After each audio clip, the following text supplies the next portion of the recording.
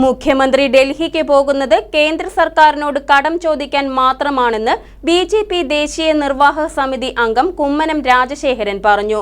കടമായി ലഭിക്കുന്ന കോടികൾ ഫലപ്രദമായി ഉപയോഗിക്കുന്നില്ല.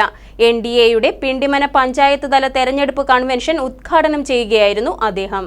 കേരളത്തിന് കടം നൽകുന്നത് കടലിൽ കായം കലർത്തുന്നത് പോലെയാണ്. എത്ര കിട്ടിയാലും മതിയാകില്ല.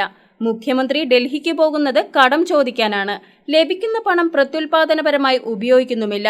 ശമ്പളവും പെൻഷനും നൽകാനാണ് മുഴുവൻ തുകയും ഉപയോഗിക്കുന്നതെന്ന് കുമ്മനം രാജശേഖരൻ പറഞ്ഞു. നമ്മുടെ മുഖ്യമന്ത്രി ഡൽഹിയിലേക്ക് പോകുന്നത് എന്തിനാണ്? അല്ലയോ പ്രധാനമന്ത്രി, ഞങ്ങൾക്ക് കുറച്ച് പണം കടം തരണം. കടം വേണം. കടം ചോദിക്കാനാണ് അവിടെ പോകുന്നത്. 18,000 കോടി രൂപ, 20,000 കോടി രൂപ എത്ര കൊടുത്താലും മതിയാവില്ല. കാരണം ഇവിടെ കടം എന്ന് പറയുന്ന കടലിൽ കൊണ്ട് കായം കലക്കുന്നവരെയാണ്. ഈ കടമൊക്കെ കിട്ടിയിട്ട് എന്ത് ചെയ്യാനാണ്? ഇവിടെ എന്തെങ്കിലും 1 രൂപയെങ്കിലും, ഈ കിട്ടുന്ന കടത്തിൽ 1 രൂപയെങ്കിലും ഇവിടെ നിക്ഷേപമിറക്കി വരുമാനം ഉണ്ടാക്കുന്ന പ്രത്യുൽപാദനപരമായി എന്തെങ്കിലും പ്രോജക്റ്റുകൾക്ക് ഉപയോഗിക്കുന്നുണ്ടോ? ഇല്ല. ഈ പണം മുഴുവൻ ഉപയോഗിക്കുന്നത് ശമ്പളം കൊടുക്കാനും പെൻഷൻ കൊടുക്കാനും, ഇങ്ങനെ ഈ പറഞ്ഞ രീതിയിലുള്ള ഓരോരുത്തർക്കും ശമ്പളം അങ്ങനെ കൂട്ടി കൊടുക്കുകയല്ലേ. ഈ പിൻവാതിൽ നിയമനം നടത്തുന്നവർക്കൊക്കെ കൊടുക്കണ്ടേ?